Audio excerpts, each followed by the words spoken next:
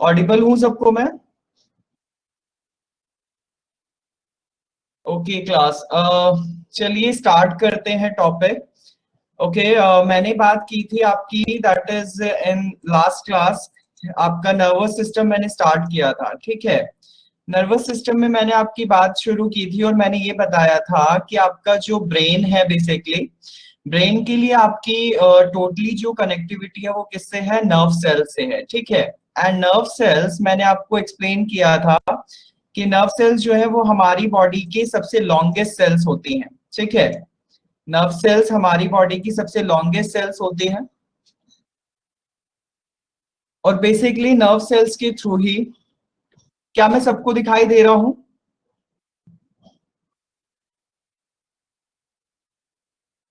No. Okay okay okay,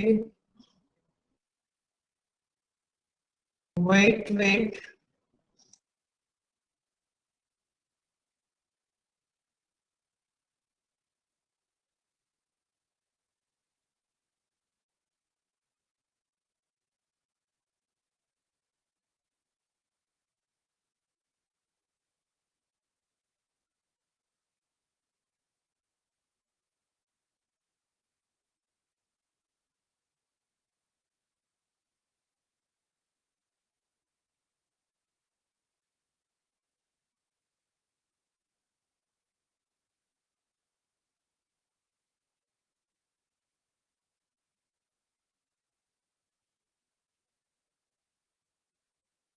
okay class, so camera अगर नहीं भी शो हो रहा है, मेरी वॉइस आपको सबको सुनाई दे रही है? I'm ऑडिबल ना?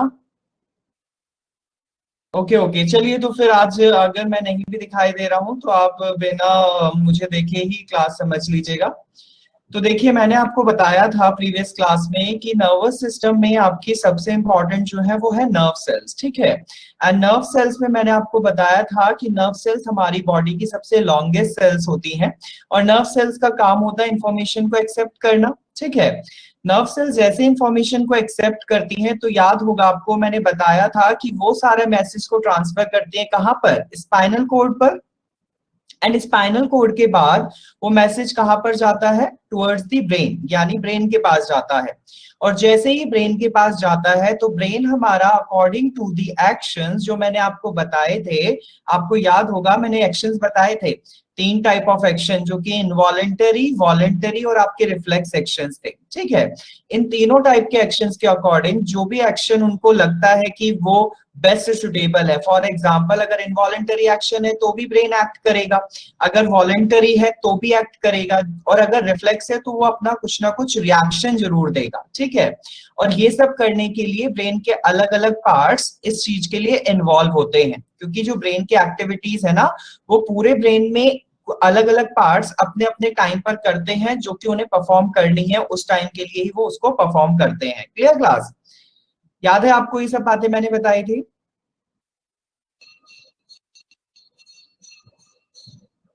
हाँ जी हाँ जी, ओके। तो चलिए आज हम स्टार्ट कर रहे हैं इसको। आ, मैंने आपको ब्रेन का पार्ट्स एक्सप्लेन किया था, जिसमें मैंने आपको बताए थे कि फोर ब्रेन, आपका ब्रेन का जो है, ब्रेन बेसिकली आपका थ्री पार्ट्स में डिवाइडेड है, ठीक है। ब्रेन जो है वो 3 पाउंड का होता है जनरली, और ये बेसिकली क्या है? It's a site of intelligence, senses और initiator of the body movement and controller of behaviour also, ठीक है। ब्रेन क्या है? ब्रेन बेसिकली 3 पाउंड का होता है, जो कि मैंने बताया था इट्स अराउंड 1200 ग्राम।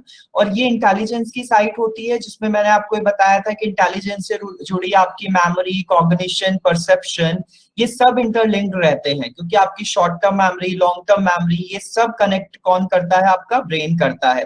किसके थ्रू करता है? हमारी सेंसेस के थ्रू करता है, क्योंकि अगर देखो हम सेंसेस की बात करें तो ऑब्वियस है ना कि अगर हम सेंसेस की बात कर रहे हैं तो हमने कोई चीज अगर नहीं देखी है तो होगा क्या कि वो चीज हमें पता भी नहीं चलेगी, हम उस पर कॉग्निशन ही नहीं कर पाएंगे। और अगर हम उस पर कॉग्निशन नहीं कर पा रहे हैं तो उस पर क्या करना शुरू कर देते हैं? परसेप्शन करना शुरू कर देते हैं, परसेप्शन बनाते हैं कि आपकी ये चीज है क्या। और उसी के बेसिस पर हम क्या करते हैं, उसको शॉर्ट टर्म और लॉन्ग टर्म मेमोरी में कन्वर्ट करना शुरू कर देते हैं। साथ के साथ initiator of the body movement, आपको पता होगा हमारी बॉडी ना ब्रेन में, हमारी बॉडी ब्रेन के अकॉर्डिंग समटाइम्स जेस्चर्स करती है और पोस्चर भी मेंटेन करती है। होता क्या है देखो, अगर हम किसी भी चीज को समझाते हैं तो कभी कभी आपने देखा है कि कुछ लोग बात करते वक्त अपने हाथों की मूवमेंट रखते हैं, क्योंकि वो चाहते हैं कि अगर स्ट्रेट होकर बातें की जाती तो बड़ा ऑकवर्ड लगता। आप खुद सोचो। तो बेसिकली कुछ लोग हैंड मूवमेंट्स करते हैं, कुछ अपने जेस्चर्स बताते हैं, कुछ लोगों को जैसे आपने देखा होगा रिएक्शंस देना हो तो आप बेसिकली क्या करते हो, व्हाट अगर है सरप्राइजिंगली कुछ रिएक्शन है तो आपकी आईब्रो रेज हो जाती है या आपकी आंखें थोड़ी फैल जाती हैं। तो ये रिएक्शंस क्या होते हैं, ये सब हमारी बॉडी मूवमेंट्स में ही तो आते हैं। साथ के साथ हमारा बिहेवियर भी, बिहेवियर के लिए मैंने आपको याद है उस दिन ग्लैंड्स में बताया था एक बात, कि हमारी बॉडी की ना कुछ ग्लैंड्स कुछ स्पेशल हार्मोन्स रिलीज करते हैं। जैसे याद होगा आपको, मैंने एड्रेनलिन हार्मोन की बात की थी, याद है आपको क्लास?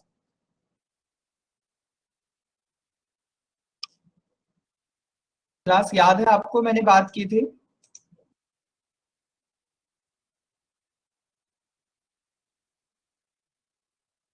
हाँ जी। तो एड्रेनल ग्लैंड आपका क्या करता है, एड्रेनलिन हार्मोन रिलीज करता है, और जैसे ही वो एड्रेनलिन हार्मोन रिलीज करता है तो होता क्या है कि हमारी बॉडी में फाइट एंड फ्लाइट की सिचुएशन आ जाती है, जो मैंने आपको एक्सप्लेन की थी कि अगर आप कभी भी डर होते हो, इमोशनल होते हो, या आपको दुख हो रहा है किसी बात का, तो it's just because of adrenaline hormone. ठीक है। तो बेसिकली इसी तरह की से ये ब्रेन जो है इन सब चीजों को कैसे कंट्रोल करता है और कौन कौन से पार्ट्स इस चीज के लिए इन्वॉल्व हैं, उन सब के बारे में हम एक एक करके डिस्कस करेंगे। ठीक है। तो देखिए ब्रेन आपका तीन पार्ट्स में डिवाइडेड है। फर्स्ट इज आपका fore brain, second one is of your आपका mid brain, and the third one is of your hind brain. ठीक है। So fore brain, mid brain और हिंड ब्रेन, ये अगर मैं बात करूं तो मैंने आपको ये बताया था कि जो फोर ब्रेन है सबसे वो आगे का पार्ट है। adrenaline gland is located, no, adrenaline नहीं है प्रेरणा, it's adrenal gland. Adrenal gland is located above the kidney. Kidney is like a bean shape in structure और उस पे cap like structure present होता है, that is named as adrenal gland. ठीक है। ठीक है प्रेरणा, किडनी के ऊपर is there is a cap like structure which is named as adrenal gland. ठीक है प्रेरणा। सो बेसिकली आपका फोर ब्रेन जो है वो आपका एक पार्ट में डिवाइडेड है, that is name as cerebrum. और आपका जो ब्रेन है वो कवर्ड है किसके थ्रू, क्रेनियम के थ्रू। ठीक है। साथ के साथ अगर मैं मिड ब्रेन की बात करूं तो मिड ब्रेन के पार्ट्स हैं, one is of your hypothalamus and one is of your pituitary gland. लेकिन पिट्यूटरी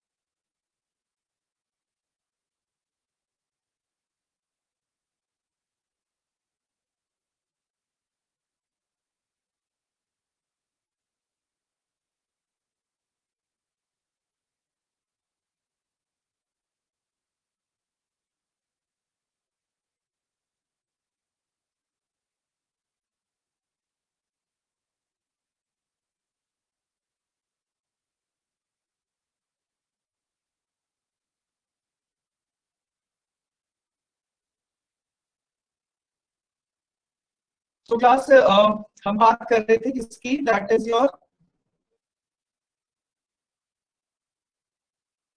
मिड ब्रेन की। सो मिड ब्रेन में मैं आपको बता रहा था कि मिड ब्रेन का जो पार्ट है that is your hypothalamus and pituitary gland. आवाज आ रही है सबको?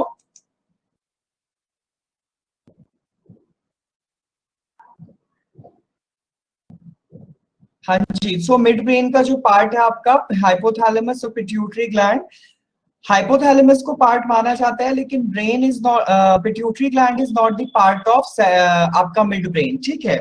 तो बेसिकली होता क्या है कि हमारे फोर ब्रेन का एक पार्ट सेरेब्रम, मिड ब्रेन का भी एक ही पार्ट है that is your hypothalamus, and आपका थर्ड पार्ट जो बचता है that is your hind brain. Hind brain के आपके तीन पार्ट हैं, one is of your pons, second one is of your medulla, and the third one is of your cerebellum, ठीक है। सो ये आपके तीन पार्ट्स हैं जो कि आपके किसके हैं, हिंड ब्रेन है, क्लियर। सो अगर हम बात करें इन तीनों पार्ट्स की, एक एक करके डिस्कस करते हैं इनको। देखिए, अब फर्स्ट पार्ट क्या आते हैं, फोर ब्रेन। फोर ब्रेन जो है ना, फोर ब्रेन हमारे ब्रेन का सबसे लार्जेस्ट पार्ट है, और इसका main part of thinking. Main part of thinking कैसे? क्योंकि अगर मैं सिंपल सी बात करूं, मैंने आपको बताया था कि सारी जितनी भी चीजें हैं वो आपकी, वो सारी आपकी किससे कनेक्ट हो रही है, वो सारी आपकी सेंसरी पार्ट से कनेक्ट हो रही है। तो इसे अगर बात करें तो हमारी सेंसरी प्रोसेस जो है, जितने भी वेरियस रिसेप्टर्स है हमारी बॉडी में, रिसेप्टर्स की अगर हम बात करें तो रिसेप्टर्स क्या हैं, रिसेप्टर्स ही तो है ये चीज हम की, अगर हम देखने का काम कर रहे हैं तो आईज के थ्रू विजन हो रहा है, अगर नोज के थ्रू हम बात करें तो स्मेल कर सकते हैं हम, अगर हम बात करें हियरिंग तो ईयर के थ्रू हम हियरिंग कर सकते हैं। तो ये सारे हमारे रिसेप्टर्स है। और रिसेप्टर्स क्या है कि जो अलग अलग तरह से बॉडी में किसी चीज को रिसीव कर रहे हैं, किसी भी इंफॉर्मेशन को रिसीव कर रहे हैं।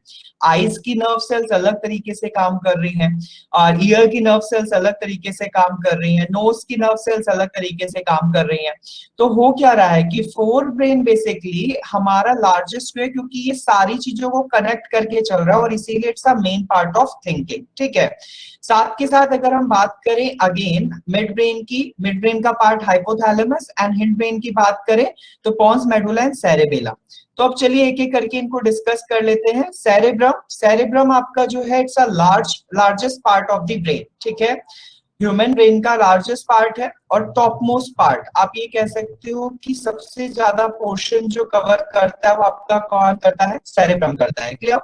जितनी भी इंटेलेक्चुअल एक्टिविटीज है ना, इंटेलेक्चुअल एक्टिविटीज में मैंने आपको दिया है कॉग्निशन, परसेप्शन, मेमोरी, ये सब आपकी कहां से होते हुए जा रही हैं, ये सारी की सारी सेरेब्रम से होते हुए। तो आप ये याद रखिएगा कि जितनी भी इंटेलिजेंस एक्टिविटीज है ना, इंटेलेक्चुअल एक्टिविटीज है, वो सब कौन कर रहा है, सेरेब्रम कर रहा है। साथ के साथ it holds your memory, allow to you plan and enables you to imagine and think. हमारी बॉडी में मेमोरीज को तो होल्ड करता ही, साथ ही साथ हमारे पास जितने भी प्लान होते हैं और उनके लिए हम क्या इमेजिनेशन करते हैं। आपने समटाइम्स देखा होगा ना कि आप किसी चीज को जब आप कहीं जाने वाले हो, तो suppose you are planning for a trip, तो आप ट्रिप के दौरान पर आप ये पहले से मन बनाते हो कि हम ये जाएंगे, वहां पर ऐसे ऐसे करेंगे, और मुझे ये पहनना है, ये नहीं पहनना है। तो ये सारी चीजें क्या है, ये सारी चीजें हमारी बेसिकली एक प्लान है, और वो प्लान कौन करा रहा है, सेरेब्रम करा रहा है। Clear class? Clear class? उसके साथ अगर हम बात करें तो ये हमारे it allows to recognise friends and read books and play games. साथ के साथ हमारे कुछ एक्टिविटीज, अब देखो ये जो एक्टिविटीज है ना, हमारे ब्रेन को ये भी पता है कि इमोशनली कैसे जुड़ना है, और वो इमोशनली जितनी भी चीजें करता है, लाइक हमें पता है कि हमें फ्रेंड्स कौन बनाने हैं, कौन नहीं बनाने हैं, हमें बुक्स कौन सी पढ़नी है, कौन सी नहीं पढ़नी है, मतलब हमारी लाइकिंग डिसलाइकिंग भी ना, वो किसके साथ जुड़ी हुई है, सेरेब्रम के साथ जुड़ी हुई है। हमें कौन सा गेम्स खेलना है, कौन सा नहीं खेलना है।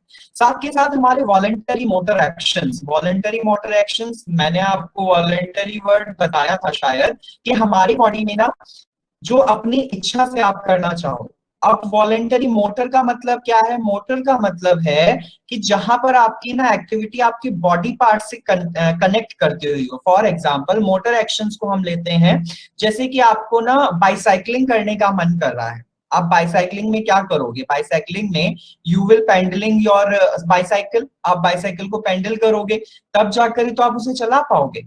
सेम एज अगर मैं बात करूं वॉलेंटरी मोटर एक्शन में, तो आपका सिंपल सा, अगर मैं डांस की बात करूं तो वॉलेंटरी मोटर एक्शन डांस हो सकता है।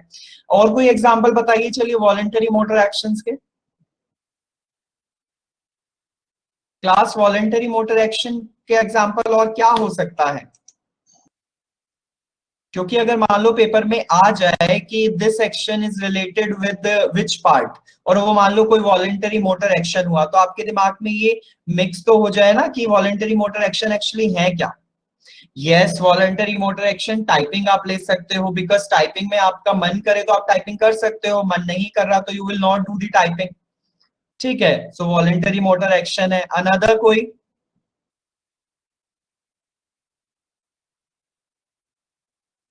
अनदर कोई voluntary motor action? Cooking, cooking भी yes, picking something up yes. चलो मतलब आप समझ रहे हो ना कि वॉलेंटरी मोटर एक्शन में याद रखिएगा कोई एक्टिविटी जो कि आपकी इच्छा से जुड़ी हुई है वो वॉलेंटरी मोटर एक्शन में है। ठीक है, बस इतना सा दिमाग में रखिएगा। उसके बाद अगर मैं बात करूं तो ये तो चीज मैं डिस्कस कर ही चुका हूं कि लर्निंग एंड मेमोरी जो है वो भी हमारी किससे है? सेरेब्रम से कनेक्ट है। साथ के साथ जितने भी परसेप्शंस टेक्टाइल हो या वो ऑडिटरी हो, टेक्टाइल एंड ऑडिटरी का मतलब होता है, टेक्टाइल वर्ड यूज किया जाता है यहाँ पर देखने वाले जो परसेप्शन है वो, साथ के साथ ऑडिटरी है आपकी वो जो कि आपकी सुनने के साथ रिलेट करते हैं। ठीक है, टेक्टाइल में आता है वो जो कि आपका देखने के साथ है, और ऑडिटरी में आता है वो जो कि आपका सुनने के साथ है। Clear class? तो आप इन सारे पार्ट्स को, इन सारे फंक्शंस को याद रखिएगा कि ये सेरेब्रम से कनेक्ट करते हैं, क्योंकि पेपर में डायरेक्ट आ गया मान लो कि learning and memory is connected with, या learning and memory is the site for which part of brain, तो आपको याद रखना है दैट इज ऑफ सेरेब्रम। या फिर आपसे कोई एक्शन पूछ लिया गया, reading books is connected with which part of the brain, तो वो भी क्या होगा? सेरेब्रम होगा। ठीक है क्लास? ठीक क्लास? चलिए अब उसके बाद अगर हम बात करें नेक्स्ट पार्ट की, that is your mid part brain. Mid part की अगर बात करें तो मिड पार्ट आपका क्या है? हाइपोथैलेमस, क्योंकि मिड पार्ट में पिट्यूटरी का फंक्शन मैं ऑलरेडी करा चुका हूं। ठीक है, तो हाइपोथैलेमस कहाँ लाई करता है? हाइपोथैलेमस लाई करता है at the base of cerebrum. मैंने आपको ऊपर बताया है कि सेरेब्रम जो है वो सबसे अपर मोस्ट पार्ट है, ये पार्ट आपका सेरेब्रम है। तो सेरेब्रम से नीचे की तरफ देखो, ये पार्ट आपका क्या है? ये जो आपको पार्ट दिखाई दे रहा है, this is your hypothalamus. So hypothalamus की अगर मैं बात कर रहा हूं तो हाइपोथैलेमस हमारी बॉडी का ना sleep and wake cycle maintain करता है। और याद होगा अगर आपको, तो मैंने ये डिस्कस किया था कि सर्काडियन रिदम होती है बॉडी की, कि देखो जैसे हम कहते हैं ना कि हमें 8 hours of sleep is required for the, मतलब एक अच्छी स्लीप अगर बोले हम, तो वो कितने आवर्स की होती है? 8 आवर्स, 8 आवर्स की होती है। और वेकअप साइकिल अगर हम बात करें तो वेकअप साइकिल आपका डिपेंड करता है कि आप कितना वर्कलोड ले सकते हो, क्योंकि कुछ लोग तो दिन में भी रेस्ट करते हैं ना, और कुछ लोग रात को जग के भी काम करते हैं। तो होता क्या है कि बॉडी उसी तरीके से अपनी हर एक सर्काडियन रिदम बना लेती है। सर्काडियन रिदम से ही हम अपने आप को जगाना और सोने का एक साइकिल मेंटेन कर लेते हैं कि हमें कितने टाइम के लिए जागना है, कितने टाइम के लिए सोना है। जैसे आप कहते हो, कुछ कुछ लोग कहते हैं कि भाई मैं तो 16-16 घंटे पढ़ लेता हूँ बैठ के, मैं तो 8-8 10-10 घंटे पढ़ लेता हूँ, और मैं तो 24-24 घंटे जाग भी लेता हूँ। ऐसी बहुत सारी चीजें बोलते हैं ना लोग। तो यानी उन्होंने अपने आप को उसी तरीके से हैबिचुअल बना लिया है। लेकिन आपको एक बात बताऊं, जो लोग ये कहते हैं ना कि 24 घंटे जो लोग जाग लेते हैं, अगर कहा जाता है, ये साइंटिफिकली प्रूव्ड है कि अगर कोई भी 48 आवर्स जाग लेना तो वो मेंटल स्टेट में आ सकता है। बस अगर 48 जाग ले और 24 घंटे कंटिन्यूअस जाग रहा है कोई पर्सन विदाउट ब्लिंकिंग हिज और हर आईज, तो होता क्या है कि 24 आवर्स में ना उसकी थोड़ी सी मेमोरी वीक होनी शुरू हो जाती है, उसे ना कुछ बातों का एहसास नहीं हो पाता। यू कैन से कि वो ना बातों पे बहुत जल्दी रिएक्शन नहीं, रिस्पॉन्ड नहीं कर पाता। उससे पूछोगे कुछ, जवाब कुछ देगा, क्योंकि उसका माइंड स्टेबल नहीं होता उस time. Clear class? Clear class? समझ आ रही है बातें? ओके सो उसी के बाद अगर मैं बात करूं तो हमारी जितनी भी साइकिल है, फॉर एग्जांपल अर्ज ऑफ ईटिंग एंड ड्रिंकिंग, अर्ज ऑफ ईटिंग एंड ड्रिंकिंग, हमारी बॉडी में जब हमें पता चलता है कि अब हमें भूख लग रही है और ड्रिंक यानी प्यास लग रही है, we are feeling the condition of thirst, तो बेसिकली वो प्यास वाली कंडीशन और भूख वाली कंडीशन वो भी कौन कंट्रोल करता है? हाइपोथैलेमस। हाइपोथैलेमस ये बता देता है कि अब हमें क्या करना है, खाना है और अब हमें पीना है। साथ के साथ अगर मैं ये बात बोलूं, क्या अगर मैं ये बोलूं कि मुझे स्पेसिफिकली कुछ खाना है, तो क्या वो हाइपोथैलेमस से कनेक्ट करेगा या नहीं करेगा? सपोज करो आई एम सेइंग कि मुझे छोले भटूरे खाने हैं या मुझे मोमो खाने हैं, तो it will connected with your hypothalamus, क्योंकि देखो खाना इज डिफरेंट थिंग। अब खाने में क्या खाना है ये आपका वॉलंटरी में आ गया ना। अगर मैं स्पेसिफिकली मेंशन करूं कि खाने में क्या खाना है तो वो हमारा वॉलंटरी में आ गया, मेरी विश है उसको खाने की, ठीक है। तो वहां पर भी हाइपोथैलेमस कंट्रोल करेगा क्लास, ठीक है। ये भी याद रखिएगा कि अगर किसी स्पेसिफिकली मैं किसी चीज को मेंशन कर रहा हूं कि मुझे तो इसी चीज को खाना है या मुझे नींबू पानी ही पीना है या मुझे कुछ अच्छे से कोल्ड ड्रिंक या कोक पीनी है, तो यानी it means I am specifying, I am giving my voluntary wish, ठीक है। मैं अपनी वॉलंटरी विश बता रहा हूँ कि मुझे क्या चाहिए, तो वो भी हाइपोथैलेमस से कनेक्ट करेगा।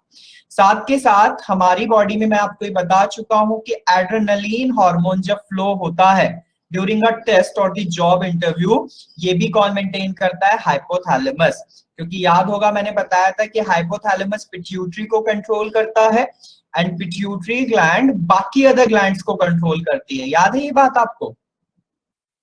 मैंने ये बताया था ना कि हाइपोथैलेमस आपका मेजर है पार्ट इस काइंड ऑफ पीएम, और बाकी जो आपकी पिट्यूटरी है वो एक सेक्रेटरी की तरह काम कर रही है और वो हर एक को रेगुलेट करके चल रही है। या आप दूसरे साइड में ले लो कि हाइपोथैलेमस आपका प्रेसिडेंट है और प्रेसिडेंट के बाद आपकी पिट्यूटरी प्राइम मिनिस्टर है। तो पिट्यूटरी सारे वर्क को देख रही है और जो आपका हाइपोथैलेमस है जस्ट अ सेरेमोनियल हेड, ये आपका एक सेरेमोनियल हेड है, ठीक है। ये कभी कभी अपने आप को दिखा देता है अपने फंक्शंस के लिए, बाकी सारे काम किससे कराता है? पीएम यानी पिट्यूटरी से कराता है, ठीक है। उसी के साथ अगर हम बात करें the next part, hypothalamus clear हो गया होगा आप सबको आई थिंक। उसके बाद अगर हम बात करें नेक्स्ट पार्ट की, that is your cerebellum. Cerebellum की अगर मैं बात करूं तो देखिए सेरेबेलम जो है ना, अच्छा देयर इज मिसिंग पोन्स, ठीक है। पोन्स यहाँ पर मिसिंग है, लेकिन पोन्स को ना मैं आपको यहाँ पर क्लियर कर दे रहा हूँ, लेकिन जब आपको स्लाइड शेयर करूंगा तब मैं उसमें ऐड कर दूंगा पोन्स, क्लियर। एक्चुअली पोन्स जो है ना वो सारे हमारे इनवॉलेंटरी एक्शंस को कंट्रोल कराता है, इनवॉलेंटरी एक्शंस को कंट्रोल कराता है, सिंपल साफ शब्दों में आपको समझना है। साथ के साथ पॉन्स का काम होता है रियलाइजेशन ऑल्सो। अब रियलाइजेशन क्या होता है? आपको पता होगा कि व्हेन यू आर गिल्ट, ठीक है, जब आप किसी चीज के लिए गिल्ट हो तो आपको लगता है कि आई शुड से सॉरी, ठीक है, आपको सॉरी कहना है और आपको जाकर माफी मांग लेनी है। वहां पर भी आपका कौन आपको बोल रहा है? पॉन्स बोल रहा है। पॉन्स ये कह रहा है कि आप वहां पर जाओ और उस एक्शन को करेक्ट करके आओ। तो बेसिकली यहाँ पर पॉन्स एक्ट करता है, साथ के साथ पॉन्स आपके सारे इनवॉलेंटरी एक्शंस को भी कंट्रोल करता है। इनवॉलेंटरी एक्शन में I think I have discussed about, that is your I think vomiting, ठीक है। वॉमिटिंग आपका इनवॉलेंटरी एक्शन हो गया। साथ के साथ आपका ब्लड प्रेशर की अगर मैं बात करूं तो वो भी इनवॉलेंटरी एक्शन हो गया। साथ के साथ आपकी डाइजेशन की बात करूं तो ये भी आपका इनवॉलेंटरी एक्शन हो गया, डिस्कस किया था, ठीक है। इनवॉलेंटरी नाम से समझ लो जिसपे आपका कंट्रोल ना हो, योर हार्ट बीट, ठीक है। सलाइवेशन, मुंह में लार आना इज कॉल्ड सलाइवेशन, ठीक है। तो सलाइवा आना when you are going through a halwai shop, आप एक हलवाई के शॉप पे गए हो एंड आपने ना बहुत अच्छी से मिठाई कोई देख ली और आपके मुंह में पानी आ गया, तो वो बेसिकली क्या है? सलाइवेशन आना इज बेसिकली इनवॉलेंटरी एक्शन है। तो होता क्या है कि आपका ये डिपेंड करता है कि आप देखो कुछ चीजें इनवॉलेंटरी एक्शन आप कहते हैं कि हम कंट्रोल कर सकते हैं, जैसे कुछ लोग ना ये कहते हैं कि मैं देखो हार्ट बीट रोक कर दिखा सकता हूँ 1 मिनट के लिए। You can stop for 1 minute but you can not stop for the long term, ठीक है, क्या आप रोक सकते हो बहुत लंबे समय के लिए सांस? नो ना। सो होगा क्लास क्या कि अगर आप ऐसा करोगे तो भाई फिर बहुत लंबे समय के लिए रुक जाएगी सांस। ऐसा नहीं होगा कि आप उसे अपना सर्कस दिखा रहे हो और आप दिखा रहे हो that I am the person जो कि इतने टाइम के लिए सांस रोक सकता है। ब्लिंकिंग ऑफ आईज भी इनवॉलेंटरी एक्शन में आता है। ठीक है, ब्लिंकिंग ऑफ आईज, पलकों का झपकना। आप पलके झपकाओ और पलके कुछ टाइम के लिए रोको तो आपने देखा है?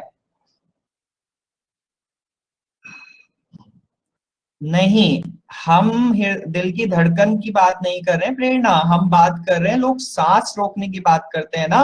कुछ लोग कहते हैं कि देखो मैं 1 मिनट के लिए सांस रोक के दिखा सकता हूँ। 1 minute is too difficult task.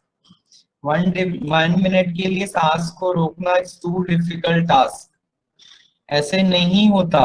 Heart beat को तो कोई स्टॉप नहीं कर सकता। Who can stop the heart? ठीक है। सो बेसिकली अगर मैं बात करूं तो हमारे पॉन्स का काम क्या है? इनवॉलेंटरी एक्शन को करना और साथ के साथ जितने भी हमारे कुछ गलत एक्शंस होते हैं और हमें लगता है, हमें रियलाइजेशन होने लगता है कि नहीं यार जो भी था हमें ठीक कर लेना चाहिए, like it's kind of a compromise situation, वो सब कौन करता है? पॉन्स करता है। Clear class? सो अब आते हैं उसके बाद सेकेंड पार्ट, हिंड ब्रेन का। फर्स्ट पार्ट पॉन्स, उसके बाद सेरेबेलम की बात करते हैं। देखिए सेरेबेलम क्या करता है? सेरेब्रम जो है ना, सेरेबेलम जो है वो कहाँ लाया करता है? At the just below the cerebrum. Cerebellum लाया करता है जस्ट बिलो दी सेरेब्रम, जो कि सेरेब्रम फोर ब्रेन का पार्ट था। एंड ये बेसिकली हमारे बॉडी का whole structure, at the back of whole structure, यानी हमारी बॉडी की ना बैक साइड का जो पोर्शन है वो आपका सेरेबेलम ब्रम है। सिंपल से याद रखिए आप ये बात। लेकिन हमारी बॉडी में सेरेबेलम मोटर एक्शंस को कंट्रोल करता है, ना कि इनवॉलेंटरी मोटर एक्शंस को।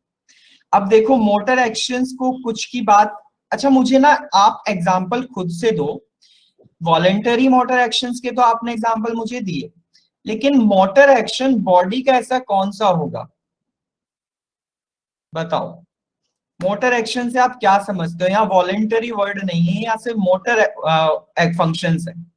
मोटर फंक्शंस क्या होंगे?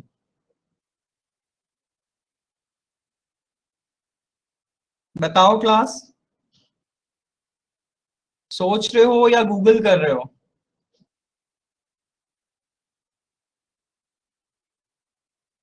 बताइए क्लास।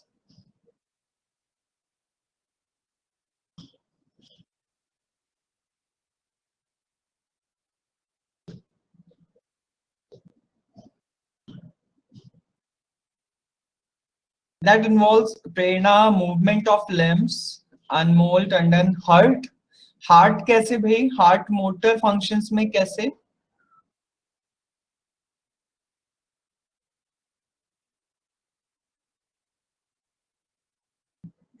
पंपिंग ऑफ ब्लड, वो तो इनवॉलेंटरी एक्शन हो गया ना।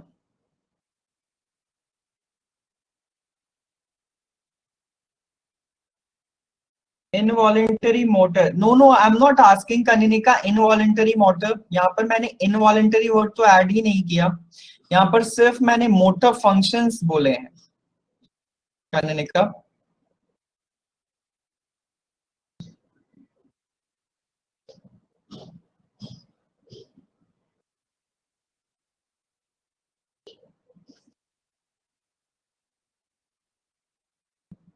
बताइए। ब्लिंकिंग, ब्लिंकिंग मैंने आपको बताया कि इनवॉलेंटरी एक्शन का पार्ट है।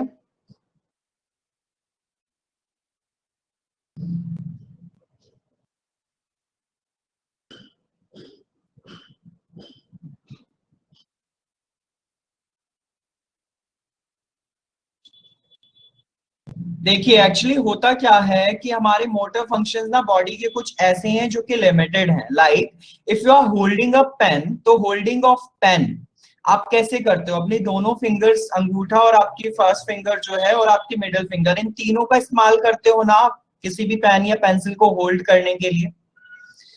तो आप क्या करते हो कि आपको इस बेस्ट एग्जांपल से समझ आ जाएगा कि मोटर फंक्शन यहाँ पर क्या कह रहा है। To actually to perform a function with the specific skill. Specific skill का मतलब कि वो उसके लिए फिक्स्ड है, you cannot change, you cannot you cannot write in different way, you can hold a pen with a specific, as usual all the people are holding a pen, fine। आपको पता है कि पेन इस तरीके से hold कराया जा रहा है और इसी तरीके से हम होल्ड करते हैं, तो आपको शुरू से यही सिखाया जा रहा है कि आपने किसी को और तरीके से लिखते हुए देखा है? नो ना।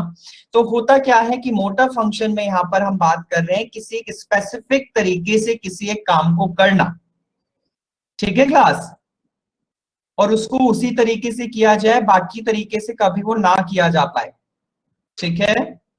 बाकी अगर मैं मोटर फंक्शंस की और बात करूं तो आप यहां पर भी ले सकते हो, लाइक आपकी ना मोटर फंक्शन बॉडी की कुछ ऐसे भी हैं जो कि फिक्स हैं। For example your neck, playing guitar, या Abir, yes, playing guitar is also a good example of motor function, क्योंकि गिटार को प्ले करना, your finger and your string को मतलब मूव ऑन कराना स्ट्रिंग का, ये सब बैलेंस जो भी है कोडिंग करना, ये सब किसकी वजह से होता है? Just because of yes motor function है।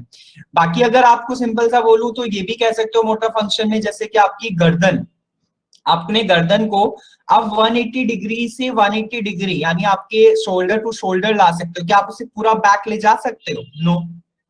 तो ये पे यहाँ पे भी आपका एक मोटा फंक्शन है, यानी वो स्पेसिफिक है उतनी ही चीज के लिए, उससे ज्यादा उसको नहीं किया जा सकता।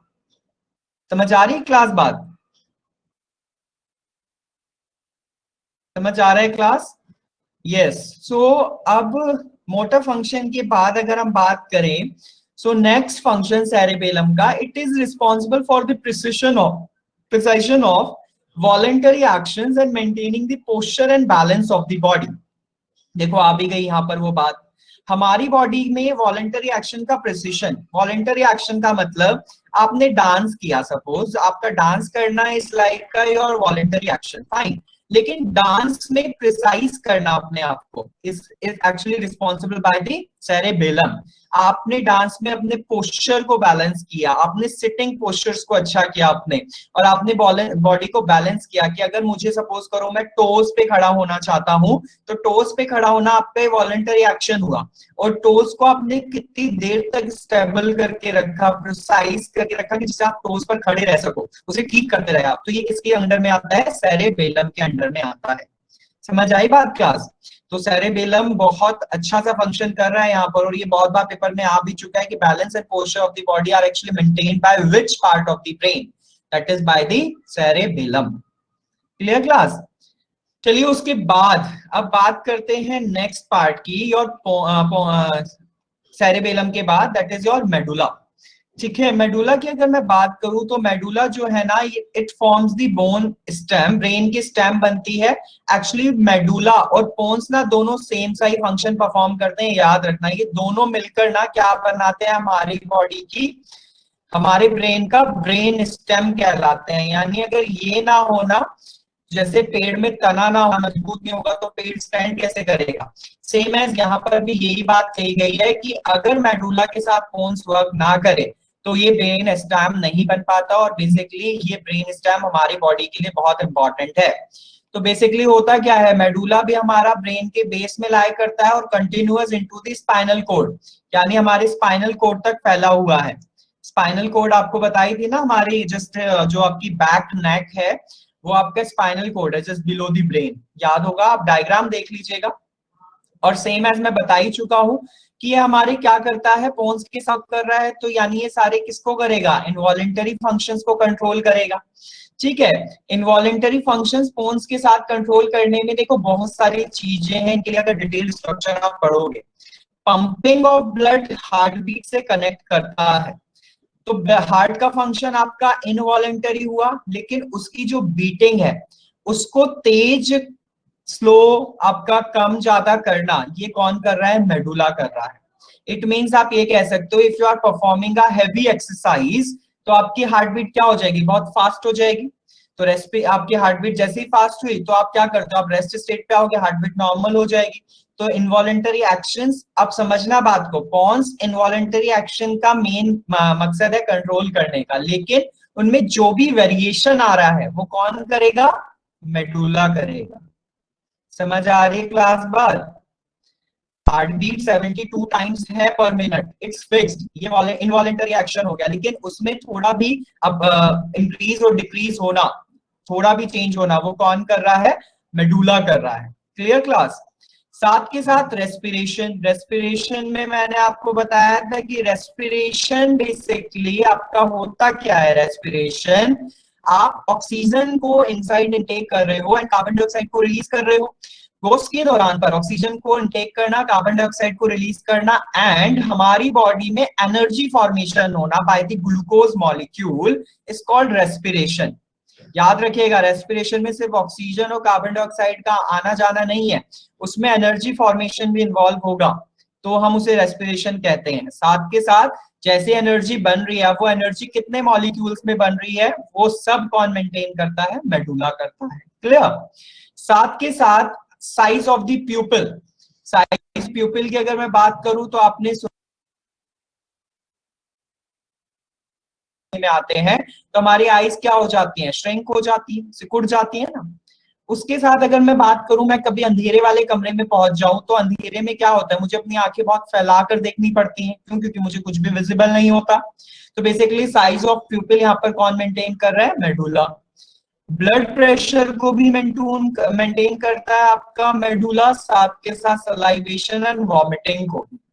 देखो सलाइवेशन भी यहाँ पर, अब सलाइवेशन वर्ड मैंने पॉइंट्स में भी इस्तेमाल किया, यहाँ पे भी किया, लेकिन यहाँ पर डिफरेंस ये आएगा बस कि ये उनको उनकी अमाउंट में मेंटेन करेगा, किस टाइम पर कितना सलाइवा आना है, कितना नहीं आना है, ये सब मेडुला के हाथ में है। सेम एज वॉमिटिंग, वॉमिटिंग आपने देखा है ना, वॉमिटिंग ऐसा तो है नहीं भाई कंटिन्यूअस चली जा रही है, वॉमिटिंग आई जा रही है, वॉमिटिंग आएगी, कुछ टाइम के लिए स्टॉप हो गई, फिर दोबारा आएगी। तो एक बेसिकली एक्शंस होते रहते हैं बॉडी में जो हम स्टिमुलेट करते हैं दैट यू शुड वॉमिट, कि अब तुम्हें वॉमिट करनी चाहिए। फाइन, समझ आ रही है क्लास बात? क्लास समझ आ रहा है सबको? हाँ जी। अब चलिए उसके बाद अगर मैं बात करूं, एक part that is name as thalamus. Thalamus basically हमारा ना थैलेमस का ना देखो फंक्शन मैं बता रहा हूं, लेकिन थैलेमस के बारे में कभी पेपर में ना पूछा नहीं गया है, ठीक है, और इट्स नॉट रिक्वायर्ड, बस आप समझ लीजिए थोड़ा सा। थैलेमस जो है ना, ये हमारा एक क्लियरिंग हाउस है। क्लियरिंग हाउस किस चीज के लिए, for the information going to and from the spinal cord and the cerebrum. हमारी बॉडी में ना हर एक इंफॉर्मेशन नहीं स्टोर होती, हमारे ब्रेन में हर एक इंफॉर्मेशन स्टोर नहीं होती, कुछ इंफॉर्मेशन को ना रिलीज कर दिया जाता है। आपने देखा होगा, आप इतनी सारी मेमोरीज क्रिएट करते हो, इतनी सारी चीजों को देखते हो, आते जाते लोगों को बहुत सारा याद करते हो, आप उतने में से क्या सारा याद रख पाते हो, नो, क्योंकि हर एक चीज मेमोरी में बन ही नहीं पाती। तो होता क्या है कि थैलेमस पार्ट जो है ये बेसिकली क्लियरिंग हाउस की तरह काम करता है। हमारी बॉडी में से जो अनयूजफुल इंफॉर्मेशन होती है, मेजर तौर पे अनयूजफुल, और जिन्हें हम चाहते हैं कि हमें नहीं याद रखना, हमारी विश के अकॉर्डिंग भी थैलेमस काम करता है, वो क्या हो जाती है, क्लियर हो जाती है, और ये बेसिकली थैलेमस का काम है मेन, ठीक है। साथ के साथ हमारी बॉडी में ना, ब्रेन में, there is a fluid that name as CSF, cerebrospinal fluid. Cerebrospinal fluid ये बेसिकली हमारी ब्रेन में सर्कुलेट होता है, सारे ब्रेन में, जिससे कि हमारे ब्रेन को ना नरिशमेंट मिलता है, ब्रेन ड्राई कंडीशन में नहीं रहता। और इस फ्लूइड की वजह से ही हमारी सारी इंफॉर्मेशन नर्व्स के थ्रू पास ऑन होती रहती हैं अलग अलग पार्ट्स में, जिन पार्ट्स के थ्रू उनको स्पेशल फंक्शन कराना है। Clear class? समझ आई बात? सेरेब्रोस्पाइनल फ्लूइड का काम क्या है, ये बेसिकली एक फ्लूइड है जो कि पूरे ब्रेन में फ्लोट होता है, जिससे कि सारे नर्व्स ना अपने अपने फंक्शंस अच्छे से परफॉर्म करा सके हर एक स्पेसिफिक पार्ट्स के थ्रू जिसके लिए वो बने हैं। ठीक है क्लास? सो ये आपका बात हो गई सेरेब्रोस्पाइनल फ्लूइड की। आपने वर्ड सुना है that is your CT scan. CT scan तो सुना ही होगा ना, सीटी स्कैन की फुल फॉर्म क्या होती है, कंप्यूटेड टोमोग्राफी। कंप्यूटेड टोमोग्राफी में सीटी स्कैन में ना बेसिकली ब्रेन की इमेजेस पता चलती हैं कि ब्रेन कैसे फंक्शन कर, ब्रेन का कोई भी पार्ट डैमेज तो नहीं है, सीटी स्कैन में ये पता चलता है। लेकिन there is a graph also which is name as EEG. EEG is electroencephalograph. और ईईजी जो है ना वो बेसिकली हमारे ब्रेन की फंक्शनिंग को बताता है। अगर सपोज करो ब्रेन में क्लॉट है तो वो कौन बता देगा, सीटी स्कैन बता देगा। सीटी कराओगे, सीटी स्कैन में आ जाएगा वो क्लॉट ब्रेन की किसी पार्ट पर, फाइन। लेकिन अगर मैं जानना चाहता हूँ सपोज कि थैलेमस इज वर्किंग गुड, और मेडुला, सेरेबेलम और आपका cerebrum, hypothalamus, all are working with specific feature जो कि उन्होंने करने हैं। अगर ये सब अपना अच्छा अच्छा फंक्शन कर रहे हैं तो ये कौन किसकी वजह से पता चलेगा, ईईजी की वजह से पता चलेगा। ईईजी कराना पड़ेगा उसके लिए, इलेक्ट्रोएंसेफेलोग्राफ। समझ आई बात क्लास? अगर सिर्फ डैमेज जानना है तो वो सीटी स्कैन, अगर फंक्शनिंग जाननी है तो ईईजी। पेपर में ना ईईजी की फुल फॉर्म बहुत बार पूछी जा चुकी है, तो इलेक्ट्रोएंसेफेलोग्राफ याद रखिएगा। ठीक है क्लास? अच्छा, ऐसे ही आपने ईसीजी तो सुन ही रखा होगा, खैर वो हम हार्ट के टॉपिक में एक्सप्लेन करूंगा मैं जब हार्ट कराऊंगा। ठीक है, सर्कुलेटरी सिस्टम कराऊंगा, may be that will be next topic. ठीक है, सर्कुलेटरी सिस्टम आपका नेक्स्ट टॉपिक ही होगा शायद। सो ये आज की क्लास का आपका टॉपिक था ह्यूमन ब्रेन के बारे में। ठीक है, समझ आया क्लास सबको? क्लास अगर कभी भी आपको कोई प्रॉब्लम आती है ना तो प्लीज आकर मुझसे नेक्स्ट क्लास में पूछ लिया करो। Can you difference between CT scan EEG again? Yes Prerna, मैं बता रहा हूँ, सीटी स्कैन में you can find out the damage of brain in any part. Fine, brain के किसी भी पार्ट का डैमेज पता चलता है कि कोई क्लॉट तो नहीं हो गया है ब्रेन में, या ब्रेन का कोई पार्ट में मतलब आप ट्यूमर की अगर बात करें तो भी सीटी स्कैन से पता चल जाएगा। लेकिन अगर आप बात करें कि फंक्शंस अच्छे से कर रहे हैं नहीं ब्रेन के पार्ट या नहीं, तो वो किससे पता चलेंगे, ईईजी से, इलेक्ट्रोएंसेफेलोग्राफ से। समझ में आया Prerna? There is a difference between कि एक फंक्शन बता रहा है और एक पार्ट्स सही तरीके से हैं या नहीं है, कुछ उनमें प्रॉब्लम तो नहीं आई है, डैमेज तो नहीं हुआ है, ये कौन बता रहा है, सीटी स्कैन बता रहा है। फंक्शनिंग जो परफॉर्म करनी है वो ईईजी बता रहा है। ठीक है क्लास? सो क्लास प्लीज पढ़ो इस टॉपिक को, और मैं इसको भी शेयर करवा दूंगा आपको पीडीएफ में। और आप इससे रिलेटेड इंफॉर्मेशन जो भी आपको लगे कि एक्स्ट्रा है and you want to know about that, so ask me in the next class. और इसको जब तक आप पढ़ोगे नहीं तो आपकी प्रॉब्लम्स नहीं क्रिएट होंगी। ठीक है, तो क्वेरीज तभी आएंगी जब आप पढ़ोगे। ठीक है क्लास? सो पढ़िएगा इसे, मिलते हैं नेक्स्ट क्लास में। Thank you so much, thank you so much for the today. Okay class, thank you so much.